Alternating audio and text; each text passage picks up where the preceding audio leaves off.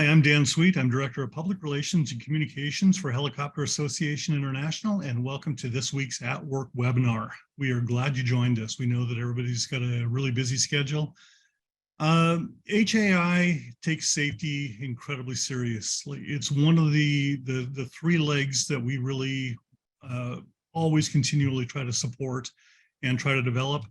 It's been about 3 years ago now that we did a member survey. We were asking our members where they felt like we could give them a big hand.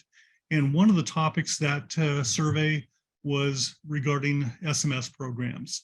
We know that there's plenty of discussion flying that the FAA is going to mandate SMS programs for operators. That's not come around yet.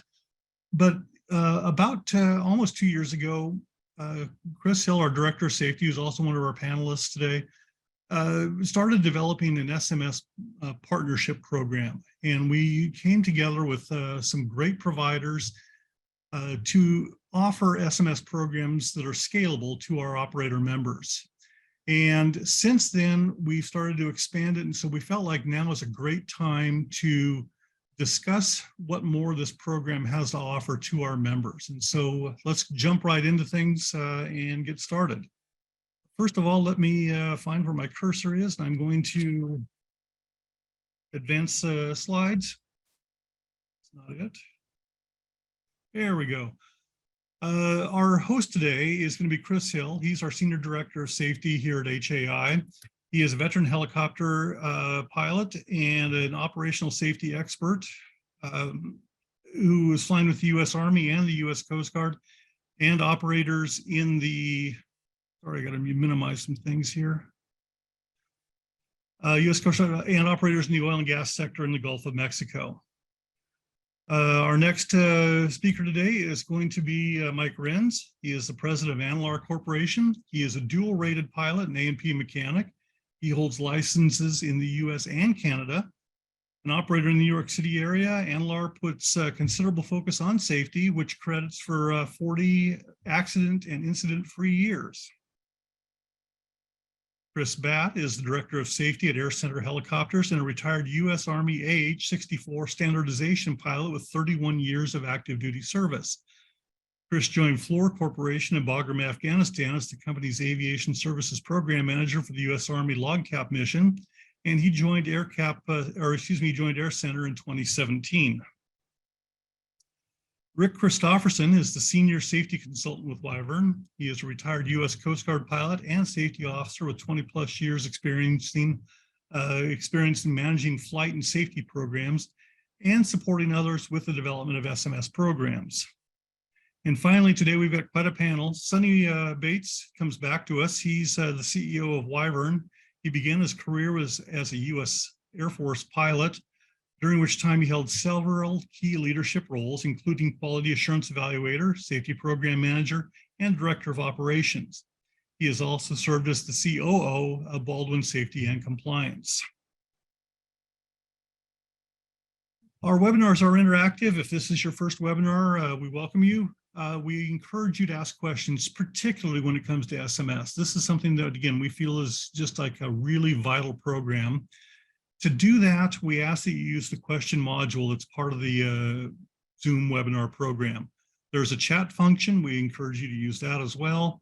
But we're going to take the questions for the end of the Q&A session that comes at the end of the program from that question module.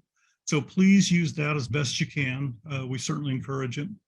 This webinar is also being recorded. We want to make sure that everybody has a chance to see it regardless of what time zone you're working in. And so we will try to make that recording available as soon as possible. I believe we'll probably try to get it up posted tomorrow onto our webinar page on rotor.org and on our YouTube channel, but sometimes it can take a little bit longer, and so it could be as late as Monday. So with that, let me stop sharing my screen and invite Chris Hill to join us to begin the webinar. Chris? Hey, thanks a lot, Dan. Appreciate the handoff. Lots of great folks we look forward to having today. And good afternoon, good morning, and good evening to all of you who are joining us here today. The fact that you're listening in means you've got some level of interest in SMS and how you might be able to implement or improve your SMS in your operation. So Thank you for that interest. Leaning into it ahead of the wave is always a smart thing to do. And we've got some folks on here who are experts in either helping people implement the SMS or actually the ones who are implementing it in real live operations today. So not just a commercial for you today, but real life experiences of folks who can explain the virtues of why SMS is such a critical thing to implement in your day-to-day operations. So with that, you got a brief little sneak peek at some of our folks that are going to be with us today. I'd like to ask Mike Renz just to come on real quick, just explain a little bit more about who you are and your company and what type of operations you do. Mike, welcome. Yeah, hi, sure. Thanks for having me.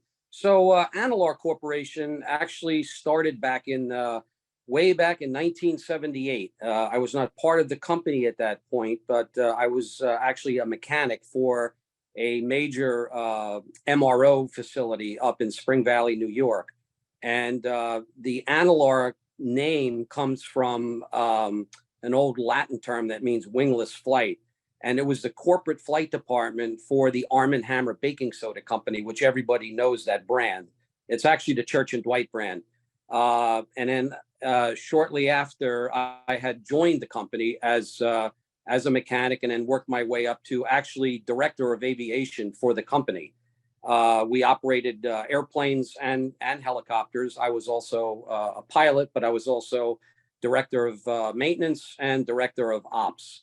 In 1995, I actually purchased the company after the company experiencing some hardships and looking to get rid of the flight department. I actually stepped up and I bought the company in 1995 and continued on ever since. We've held a Part 135 certificate since 1978, which is quite a remarkable time for us. Within that time, when I purchased actually Analar, I also started to develop operations in the Bahamas.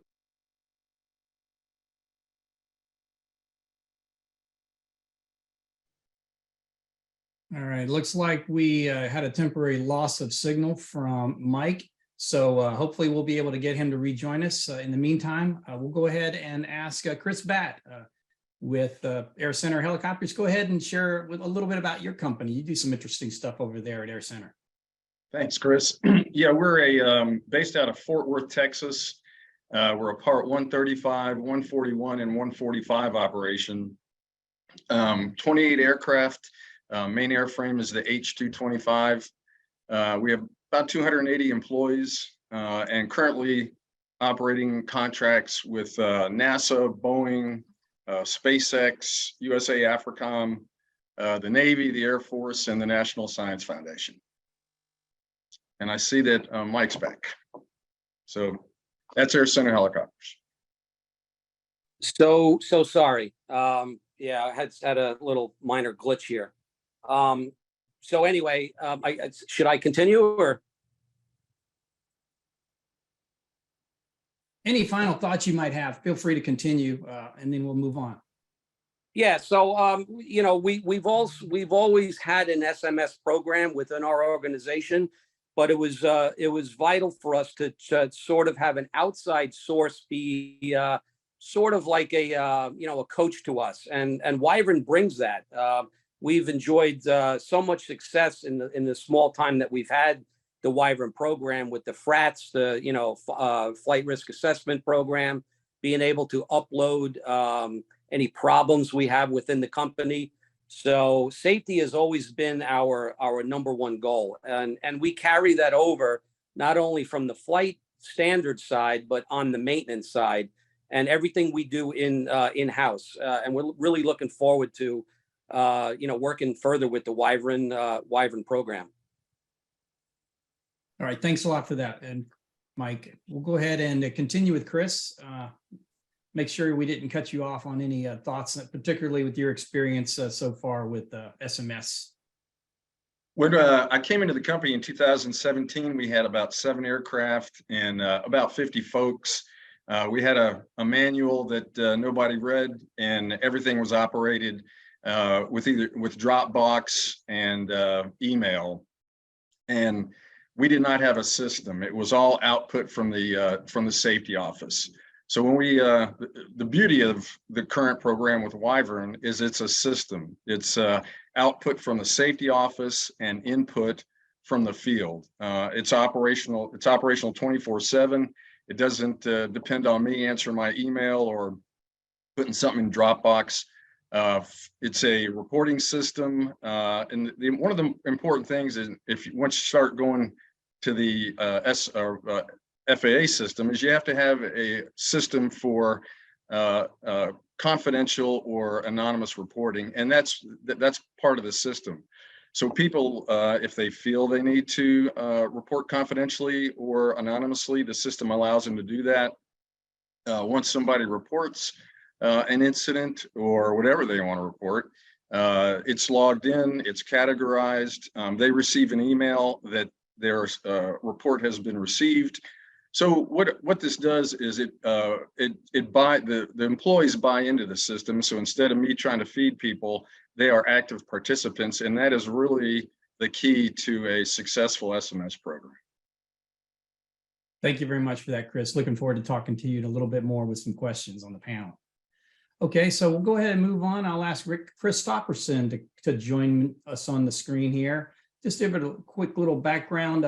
Rick and I worked in the Army and in the Coast Guard, and then Rick went off and did lots of interesting things, including some audit work with some folks, and that's why he's here with us today. Could you tell us a little bit about your experience with Wyvern and with Analar recently?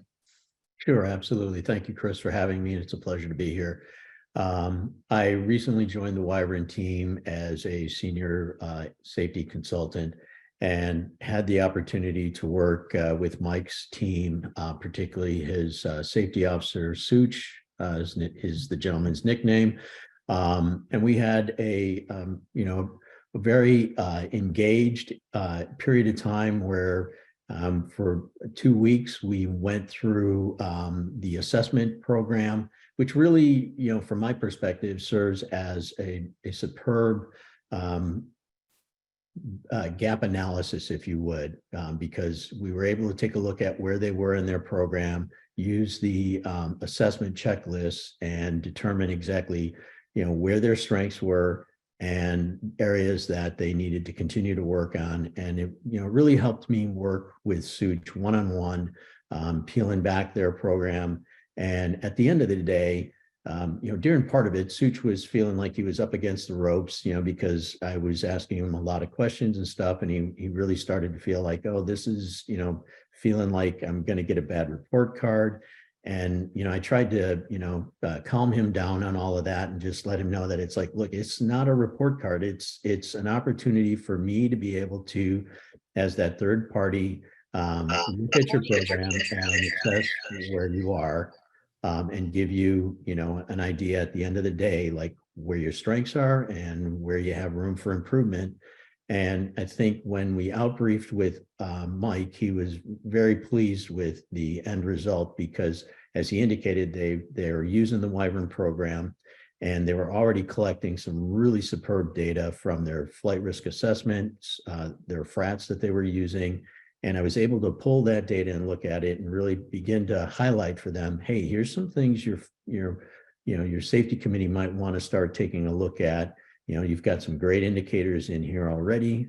So it was just a really good, solid opportunity for me to work with Such, and then at the end of the day, in the outbrief, give Mike a real solid understanding of where his program was and where they need to keep working towards.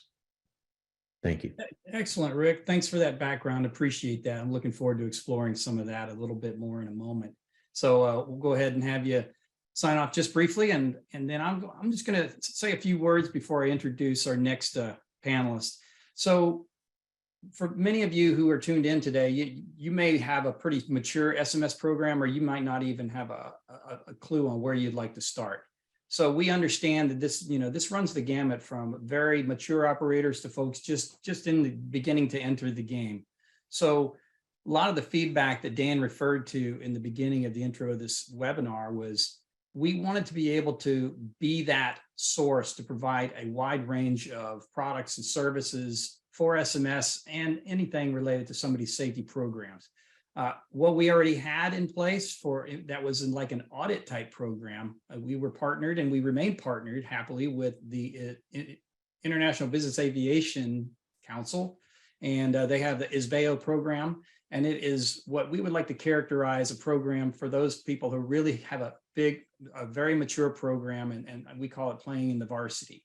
And some of the feedback we had from some of our smaller, less mature operators that was just a bridge too far, and it was discouraging people from dipping their toe into even the SMS pool. So we wanted to provide a foundational capability service that would give people that jumpstart just getting into setting up their safety programs, risk management, all the elements that you typically know of for safety management systems, and then give them something that they can use in a more collaborative manner, a one-on-one conversation with folks, either through initial conversations and actual virtual audit. And then we found that WYVERN already had something like this in place. They've been using their evaluation program for SMS for 5 years prior to our partnership that we just started.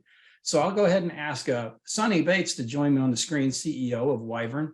And I'm going to hand it off to him and have him talk a little bit more about this program, its rich history, and how we envision bringing that program to our members into the future. Sonnie, it's all yours.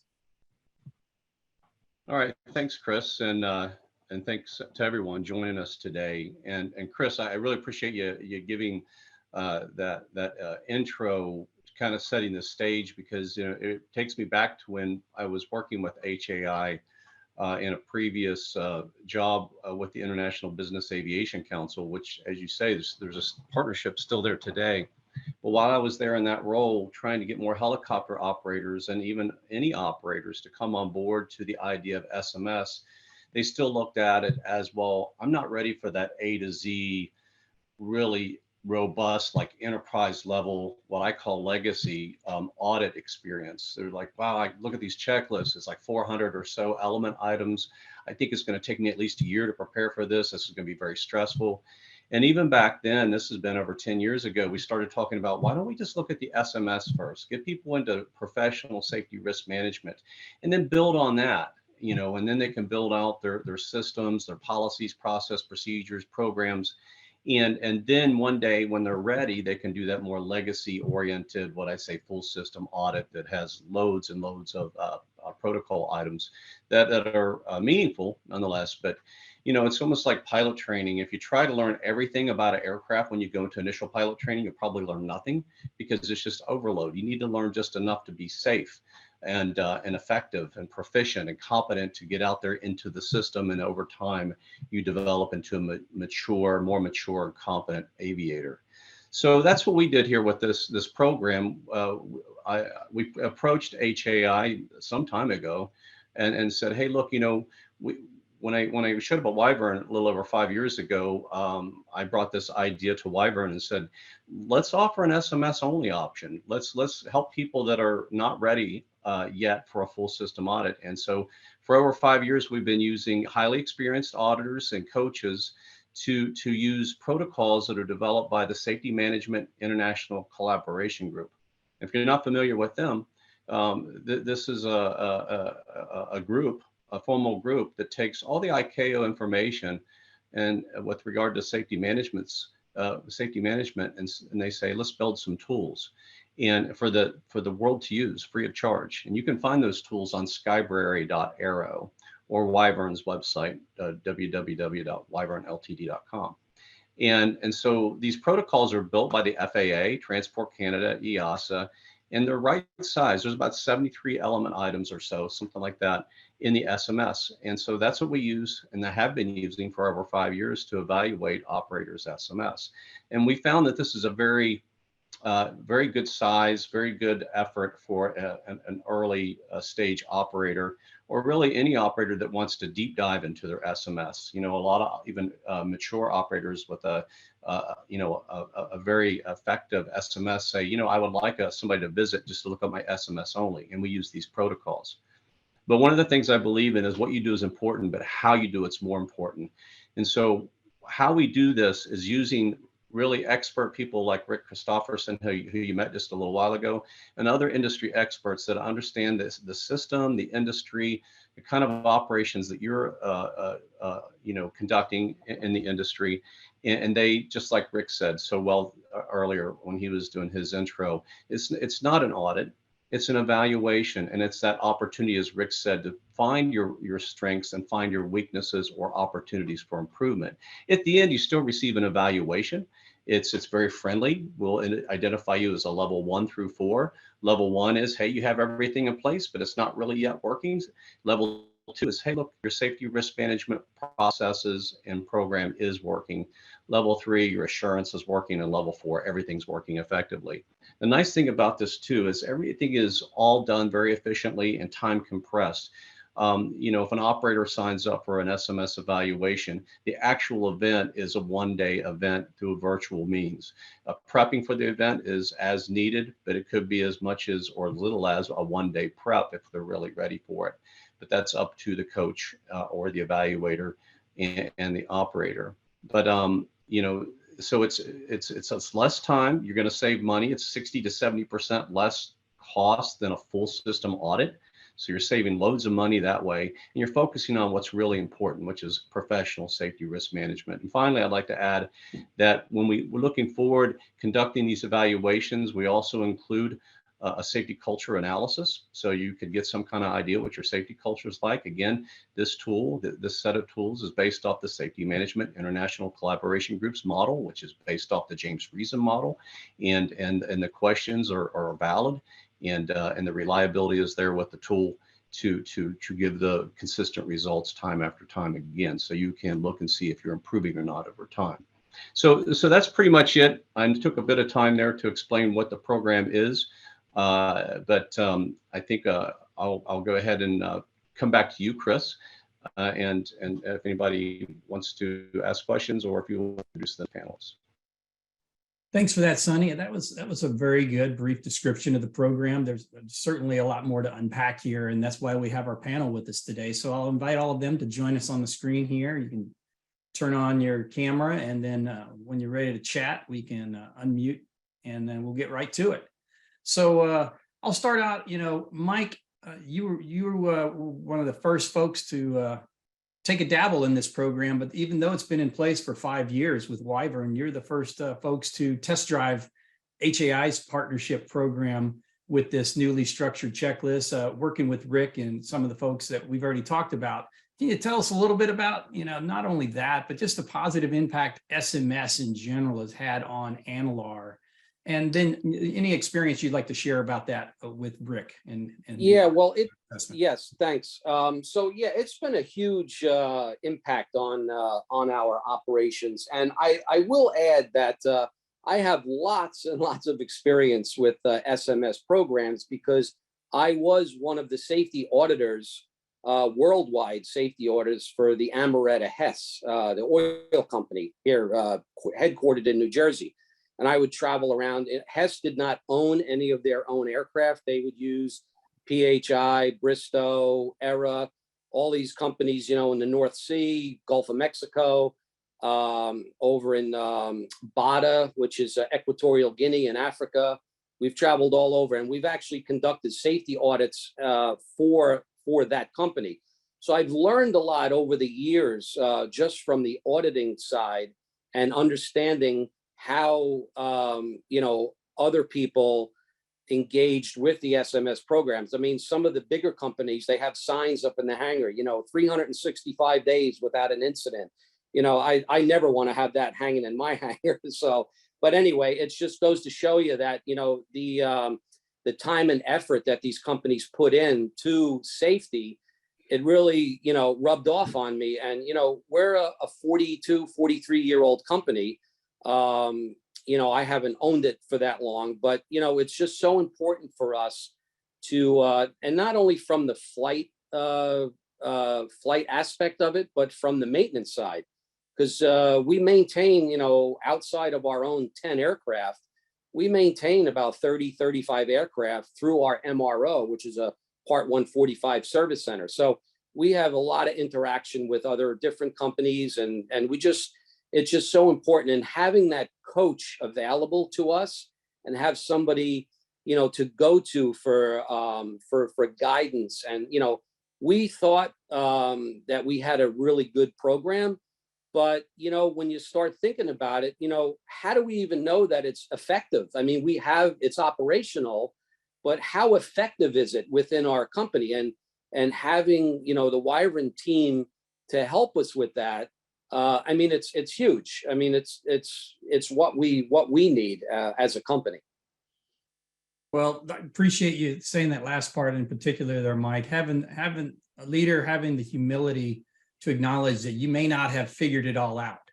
You know, that somebody who thinks they've got it all solved right out the gate is probably missing a few key ingredients, important things. And only until a third set of eyes can come in, and it's not to rip you apart, but it's help you get another perspective of your operations. So appreciate you sharing that. Rick, I want to point to you real quick. So you talked a little bit about that experience. I know that this program has been in place for like 5 years, predominantly for charter, fixed wing operators, that sort of thing. So, you know, what's the difference? I'll ask you first, Rick. But why do we need to have a special program just for helicopter folks? Are we that different of a breed? You know, what are your thoughts and what's your experience? Any other things that you could share with the folks who are viewing today? Sure. Well, you are absolutely correct. We are a different breed. You know, we rarely take off from a paved runway environment and work in that kind of arena. Helicopter operations are very unique, very challenging.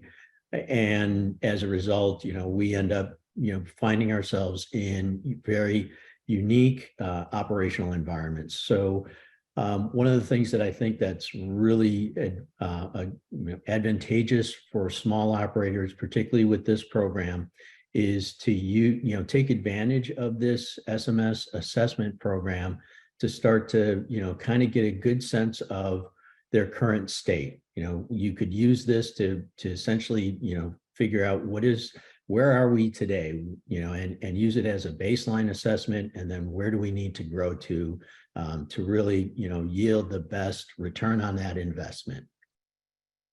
Yeah, that's a good point you make. You know, when Sonnie introduced a moment ago, he talked about this being a one-day audit, whether it's an actual 1 day or spread out over a couple, 3 days, you know, a 1 day's time worth of effort. You know, when some people listening right now hear that, they must think there's no way that we can do that. You know, Sonnie did indicate if you're ready, a big qualifier, but it's not intended to get you from, you know, zero to hero in one event. You're giving them an assessment of where they are. So Sonnie, talk about that just very briefly. You know, what can they expect as an outcome for a very, you know, early adopter, not as mature operator? What can they expect in terms of completion and how much is left to do after the assessment?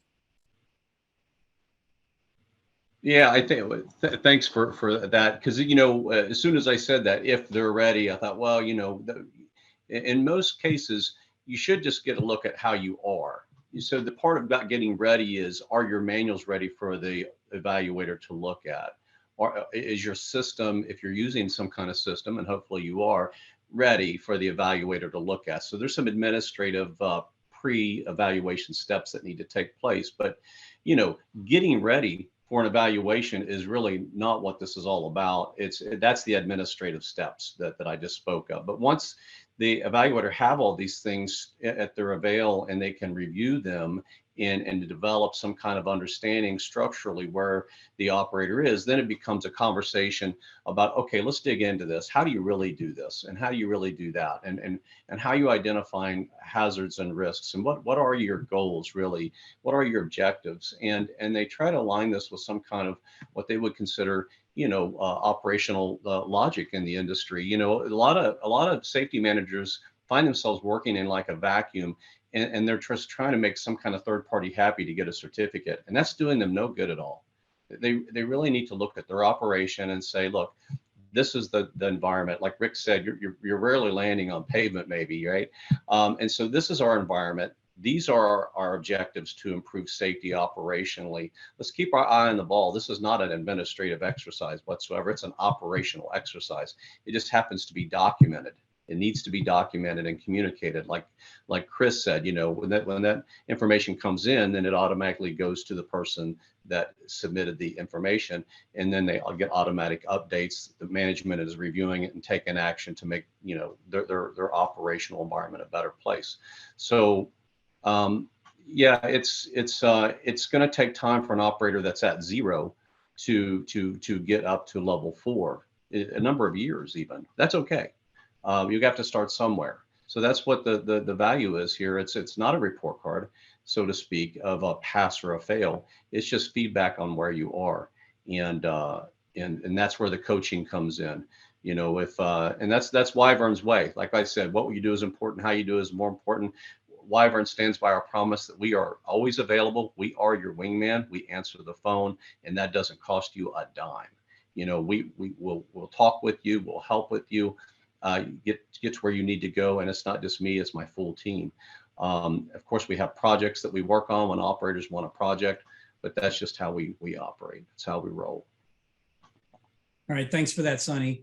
Chris, before I get to you, I'm just going to summarize one thing that HAI did a couple of years ago, probably a little bit more than 2 years ago. We partnered with Air Charter Safety Foundation, Baldwin, Aircraft Electronics Association, and Wyvern to roll out SMS software support capabilities, which includes this level of coaching that Sonnie was talking about, in addition to implementing a software to help people go from beyond spreadsheets and paper napkins and PowerPoints to have a little bit more easy, repeatable process. And Chris, you got on board with Wyvern's QSMS program a while back.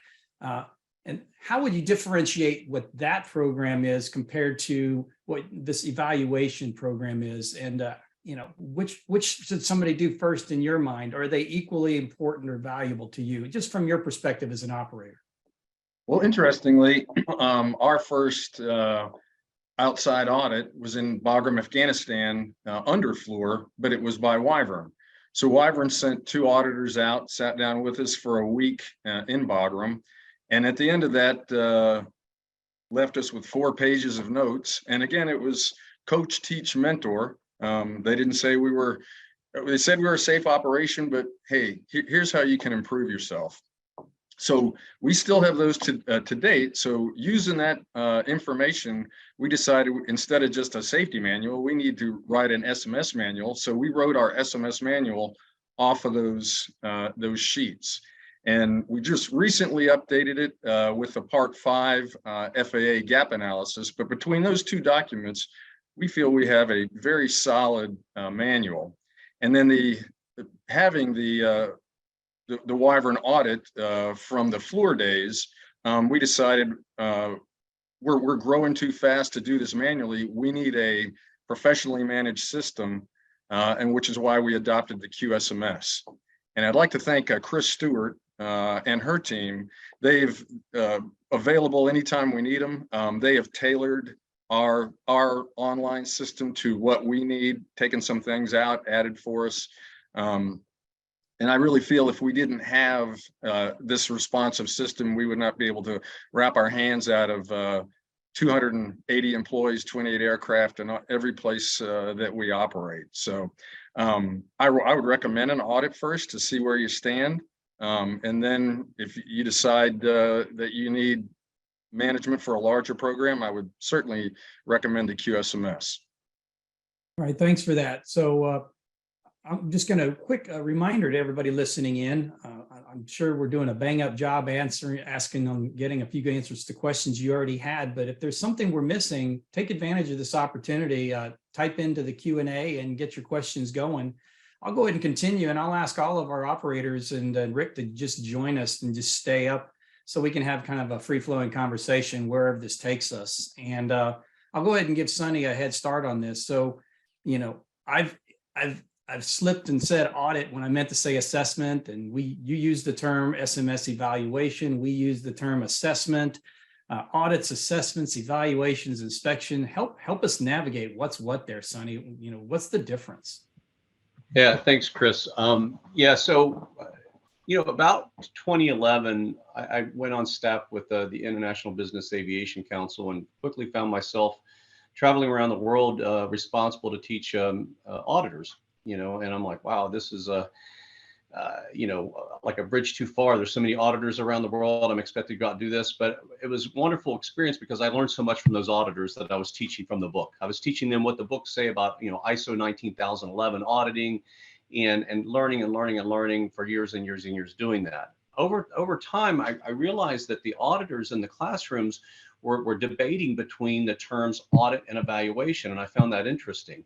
And as you dig into those words and what they mean, and now when we teach it at our safety leader training course, we do differentiate. An audit needs to follow the ISO 19011 audit principles, where you have a protocol, you have independence, you're making a judgment call on if the activity is meeting the criteria, and you leave that evidence and that finding with the operator, and you kind of walk away and say, you got to fix these things. It's up to you how to fix them.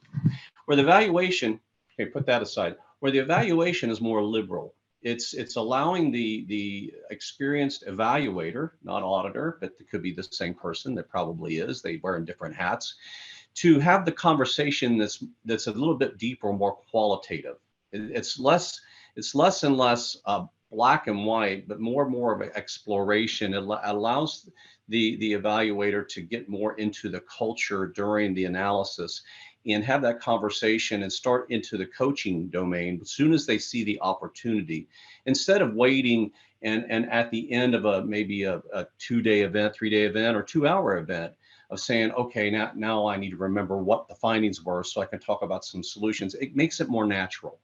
Let's have a conversation. I see this right now. Have you ever considered this? This would be a great way to approach this kind of issue, and just have that natural conversation. So that's why the evaluation is better for the human endeavor, in my opinion. Audits have their place. They're definitely a professional thing to do. As Chris pointed out, I think everybody should do them at some time, periodically. But the evaluation is more that natural approach to continually improve. And that's why we tell operators, when you're doing the internal evaluations, consider it like a coaching event, an evaluator event, where you just have that flow of easy conversation. You still come up at the end with your information, your document, and next steps forward, but it's just a different approach. Again, on this side, the audit is very rigid, well-defined, and black and white, and have the certain principles that cannot be violated. The evaluation is more liberal, free-flowing, and natural. And thanks, Chris, for bringing up that Afghanistan audit. When I first came on board at WYVERN, that was underway, and I remember all the logistics that were going on. And that's just another thing that helps us look at, we do these audits worldwide to include that kind of audit. And I remember the auditors calling and asking me specifically, goes, do we have to go on a combat mission, really? And it's like, I don't think you really need to go on a combat mission, but go on a training mission with them. And so that we worked out the difference there. And the point being with all that is we really strive to have that conversation and about gravitating towards reasonableness, and that's our promise. Thanks for that, Sonnie. Good explanation on the differences there, and I encourage folks to take that to heart and understand the differences between those, and be less intimidated by some of that terminology, and just understand you're just trying to get better at what you do. And this is program, not this program, just any program that provides that added insight that can give you better information. One thing you brought up earlier, Sonnie, and it kind of piqued my interest, and I'd ask Mike to join me, maybe if he's still available to answer this one. And that is, when you signed up for this evaluation, and along with it, you got a human factors, a safety culture, these added elements that it isn't traditionally what you think of when you think of just a straight up SMS, hey, compliant with Part 5 or, ICAO. So did you learn anything insightful from that, Mike? Anything that you could share that you'd be willing to share with us from one of those two things? Yeah, well, yeah. I mean, I've come, I'm kind of fortunate because I did come from a large corporation, which actually had sort of the Six Sigma type training and all of that sort of constant corporate attending seminars that the company put on, and interaction between different people within the organization. So I'm kind of fortunate, and I'm not bragging, but it's just something that that I've always been involved with. And I just thought, we need to have, every operator out there. I think this is such a crucial, and now that the FAA is coming out and going to be mandating, people operate under an SMS.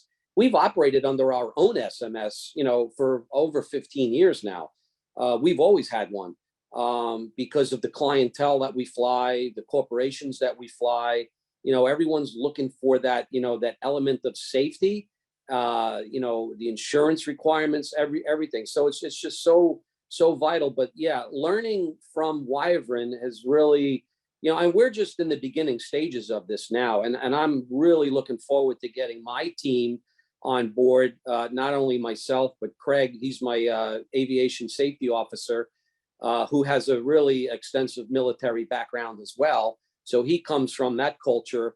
So we're really, looking forward to, getting everybody involved, not only from, the pilots, but right down to the mechanics, the guy that's sweeping the floor, the secretaries, everything. I think it plays a vital role for everybody, no matter what your position is in the company.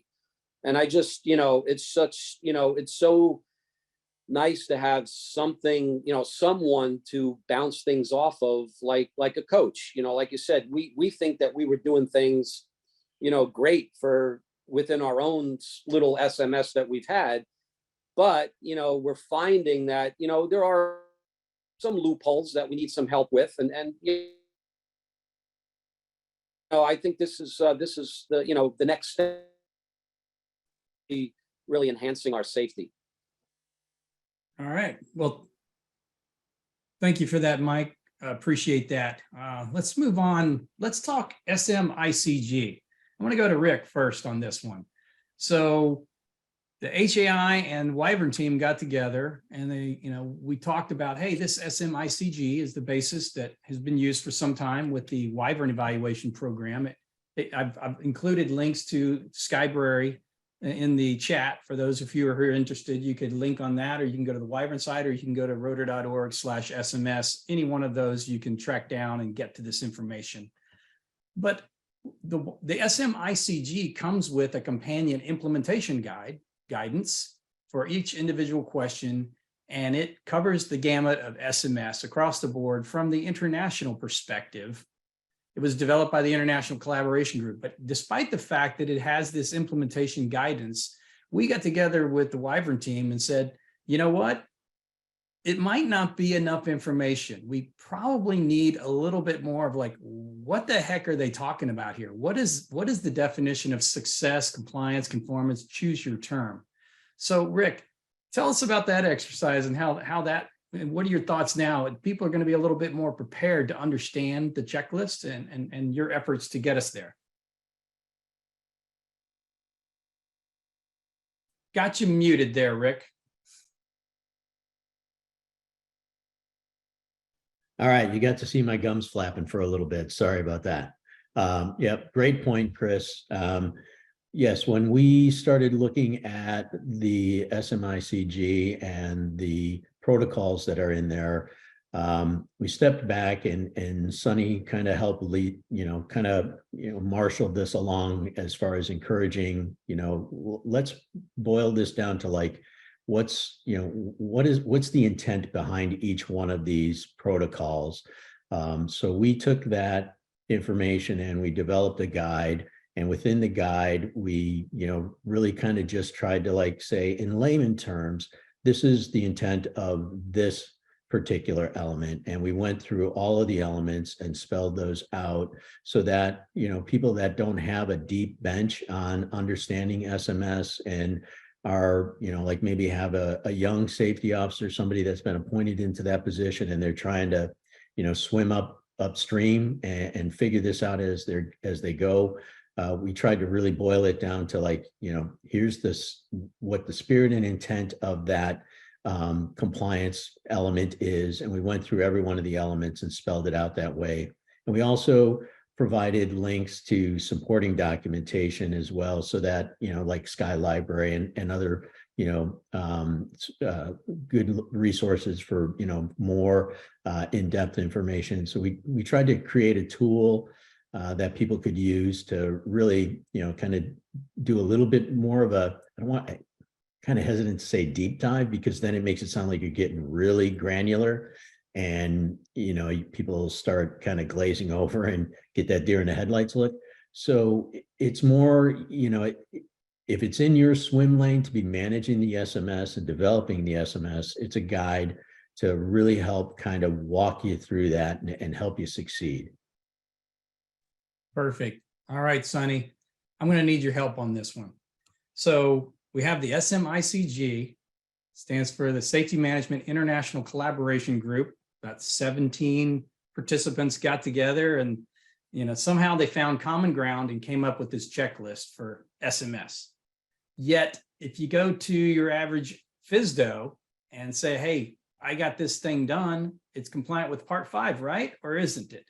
Oh, and we got this new NPRM that's out there, and there's a few tweaks that we can see coming on the horizon.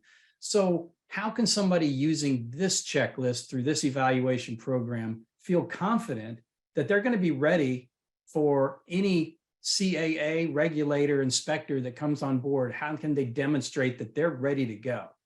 Do we give them some tools to help them get that way?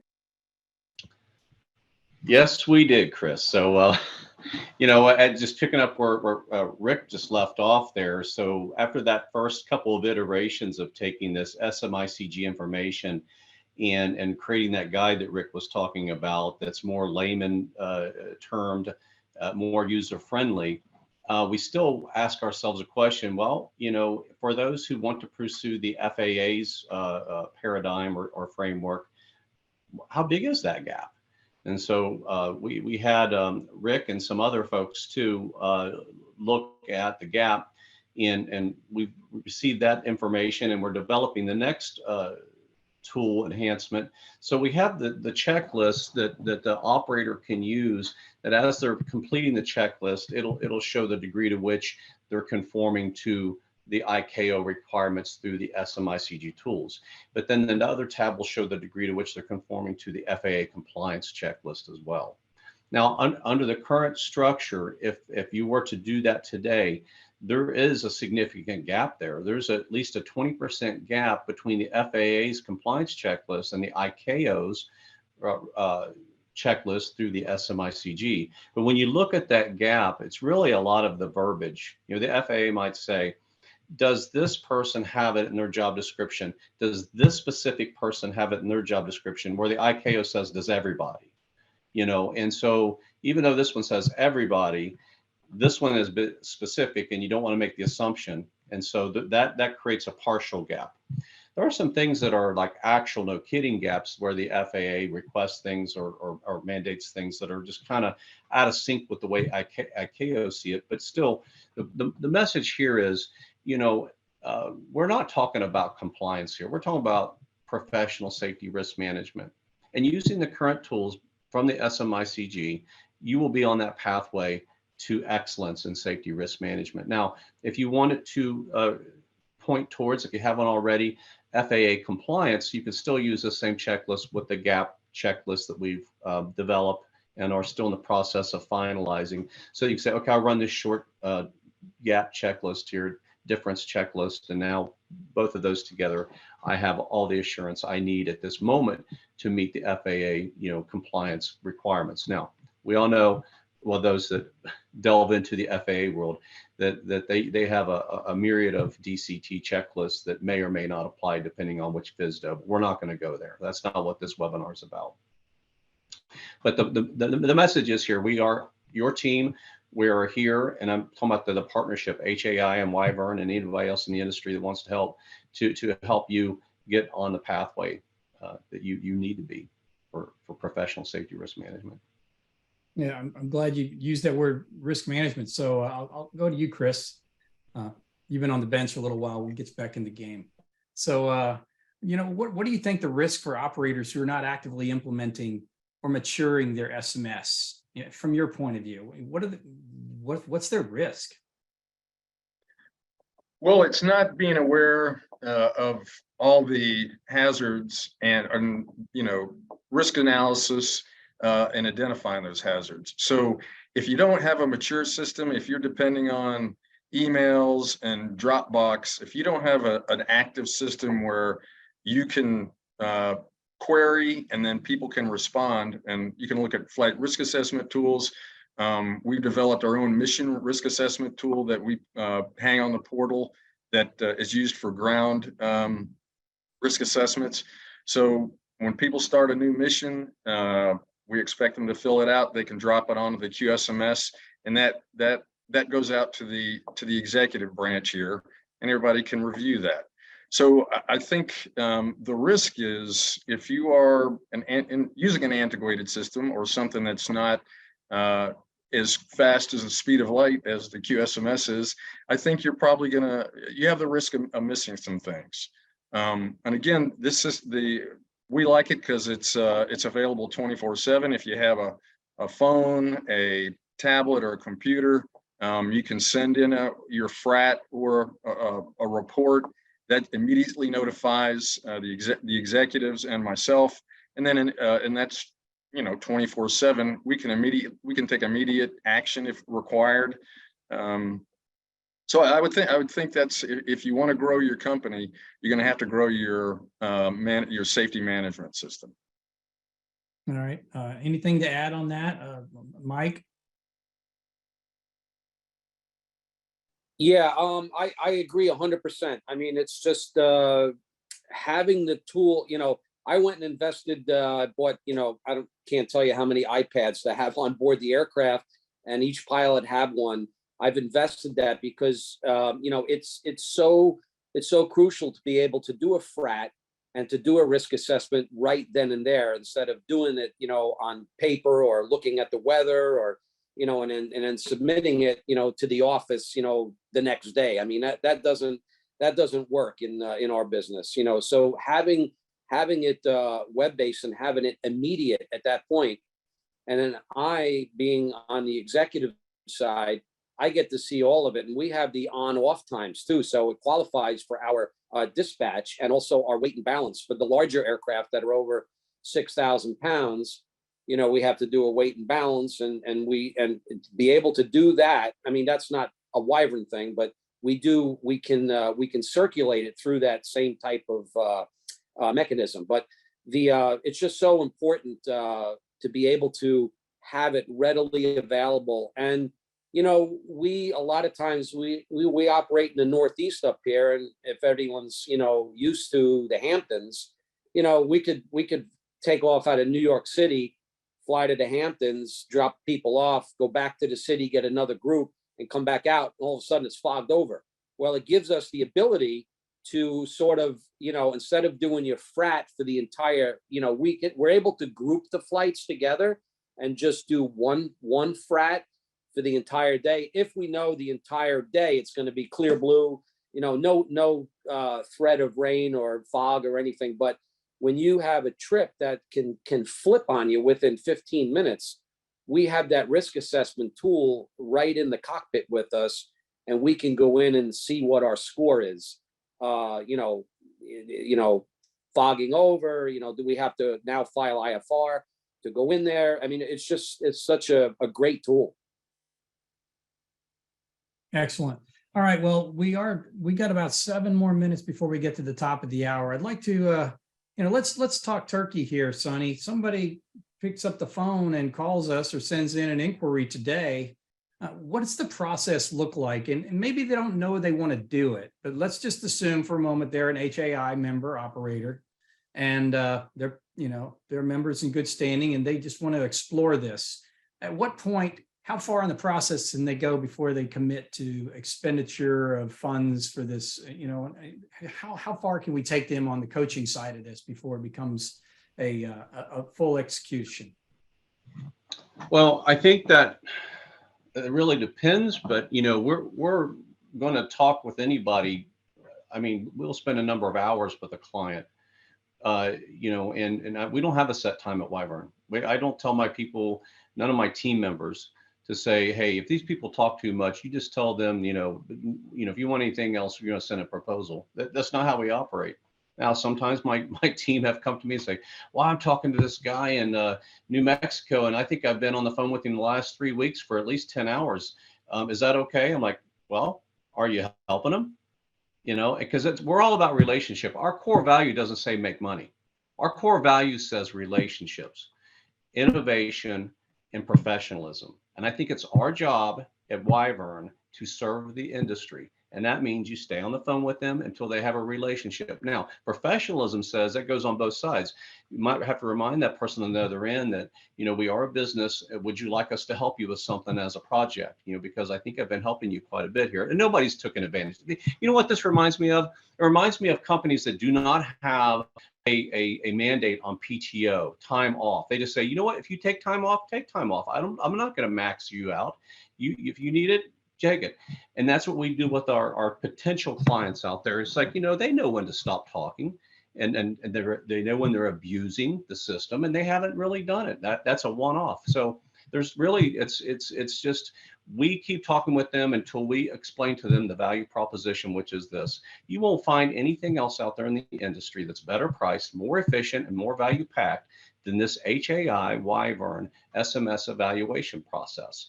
You know, it's got everything you really need to understand where you are with regard to safety risk management. We look at the human factors, we look at the safety culture. In fact, we bring in tools from Flight Safety Foundation, the basic aviation risk. What's your risk of a mid-air collision? What's your risk of a ground collision? What's your risk of loss of control in flight? And we go through those 11 basic risks and ask them, the coach does, you know, and this isn't one visit, this is over time. But these are the things we believe in. These are the tools we use. These are conversations we have.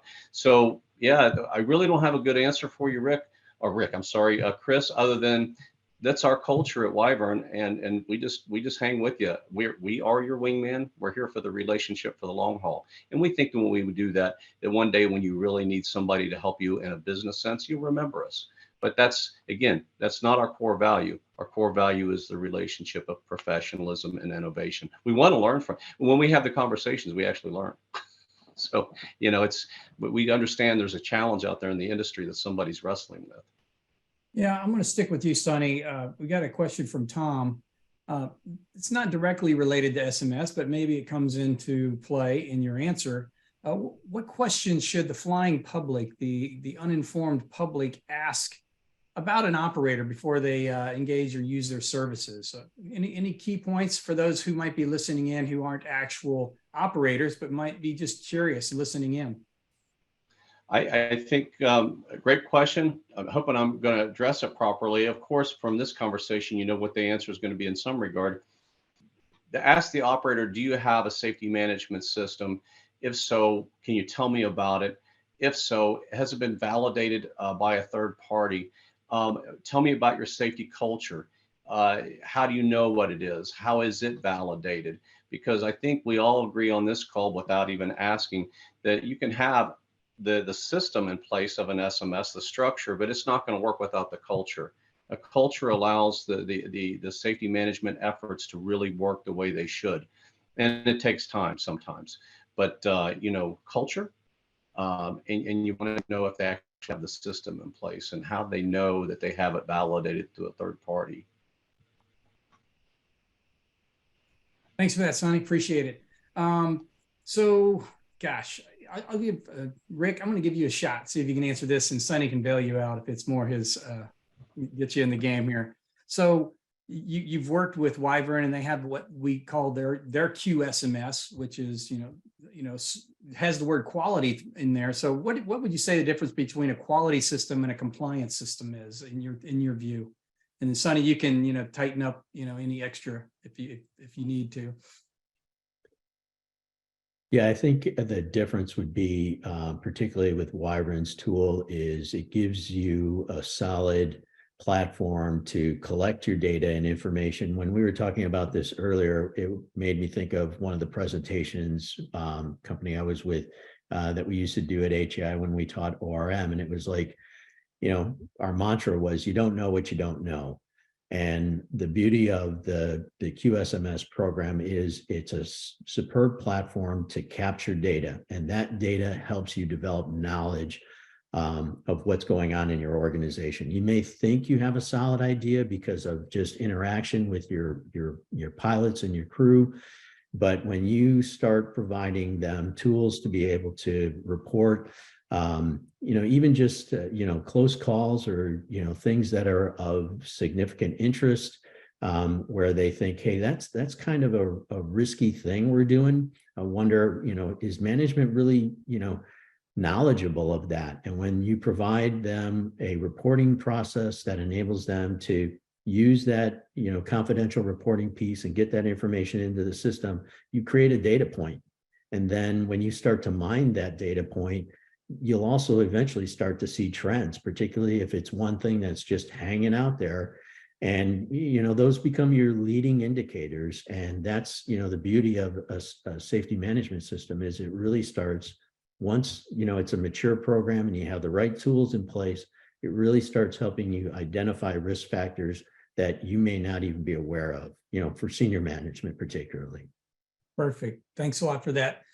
We have gotten to the top of the hour, 5 o'clock here on the East Coast. So I'm just acknowledging those people who did join us for this full hour. Thank you for that. Appreciate it. And some of you might have even been at the NTSB webinar before this. So you're about SMS'd out for the day. We appreciate your dedication, quest for knowledge. Also like to thank all of those folks who are with us on social media, particularly those on LinkedIn who joined us for live streaming today. Got a couple questions from those folks. Got a comment from Goran about evaluation. I'll just summarize, particularly with the training process, new technologies, new challenges, new tasks depend on improvement in training processes, plans, analysis, etc. Evaluation is very important to affirm that we are going in the right direction. A lot that kind of themes up with one of those, what keeps you up at night? What are you doing about it? And how do you know it's working? That kind of summarizes risk management in a quick nutshell.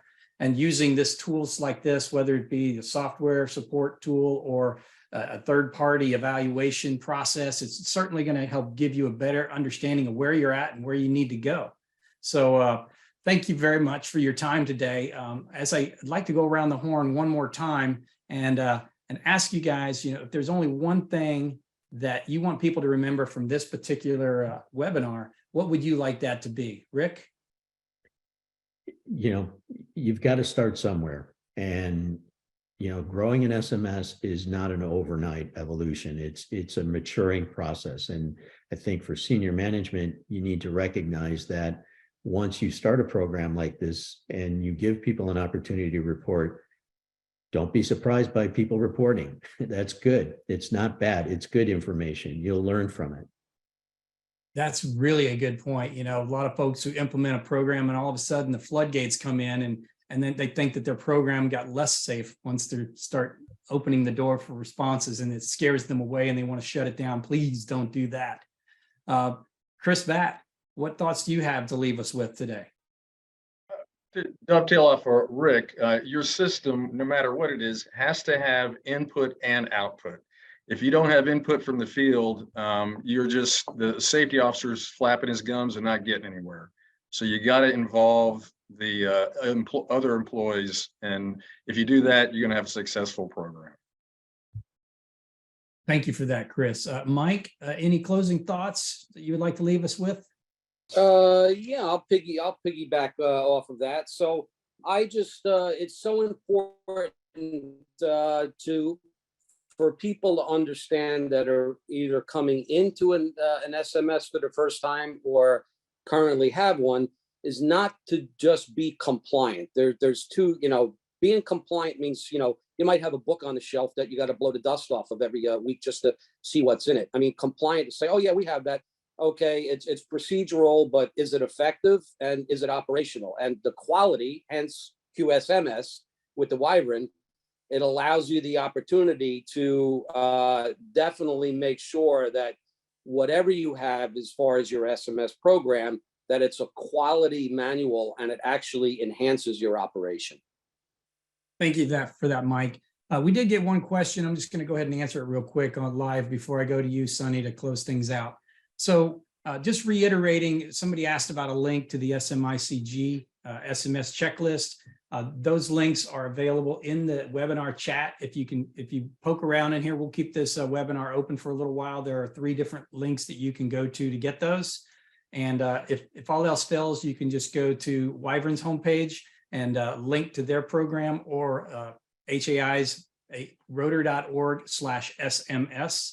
And you can scroll down to the bottom right where there's ask about coaching and assessment if you are specifically interested in that, or you can ask about any one of the providers that provide a software service.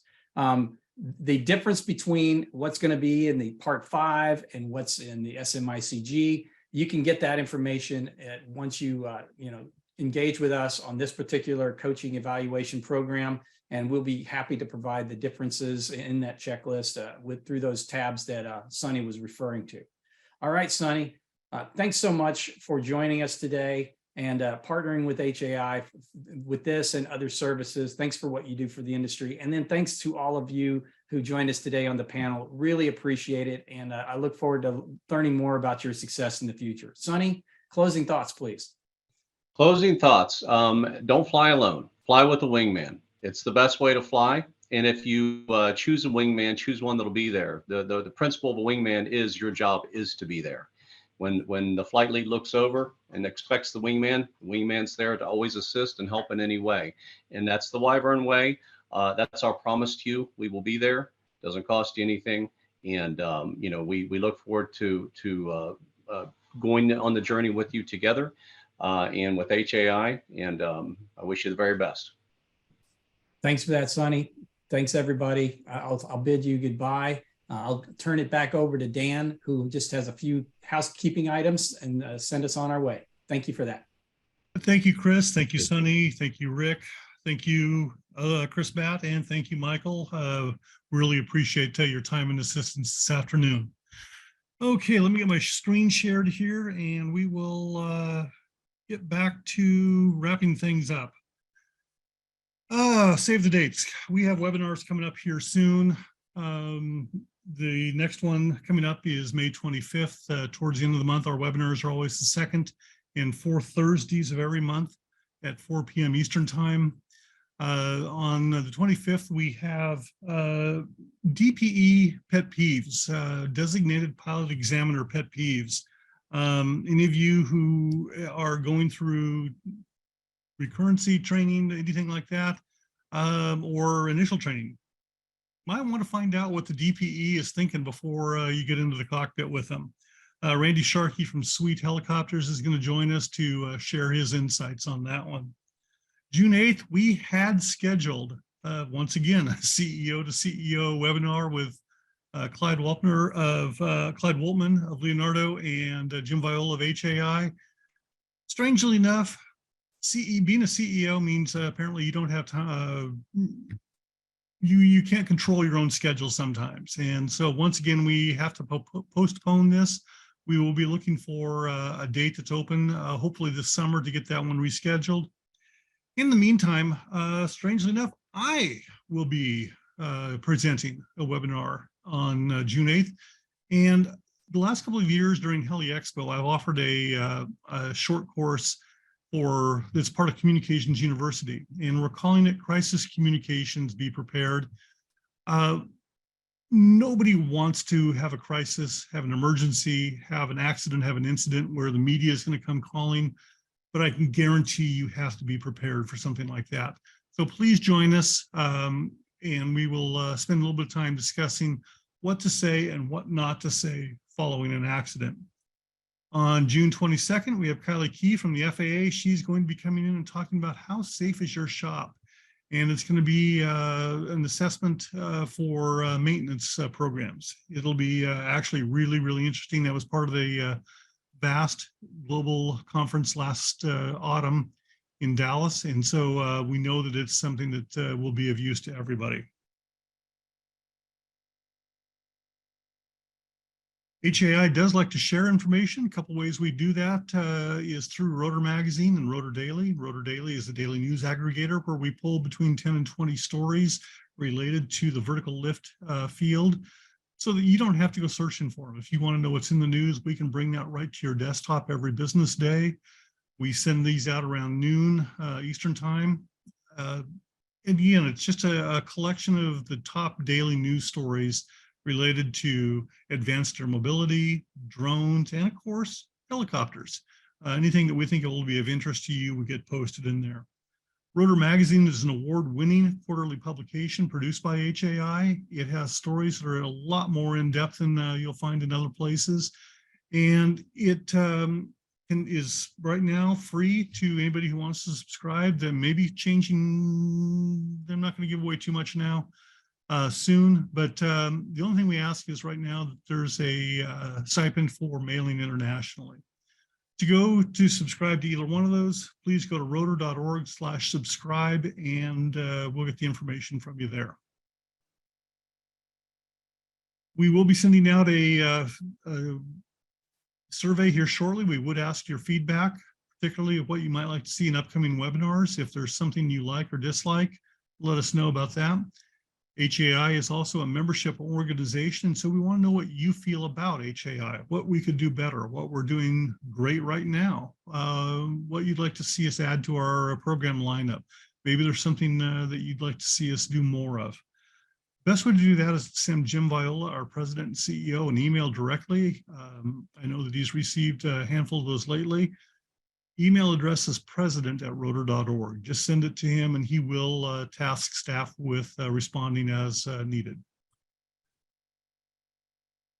That does wrap up our webinar for today. We appreciate that you took time out of your busy schedule to join us. Until 2 weeks from now, we ask that you fly safe, you be safe, and we'll see you again very, very soon.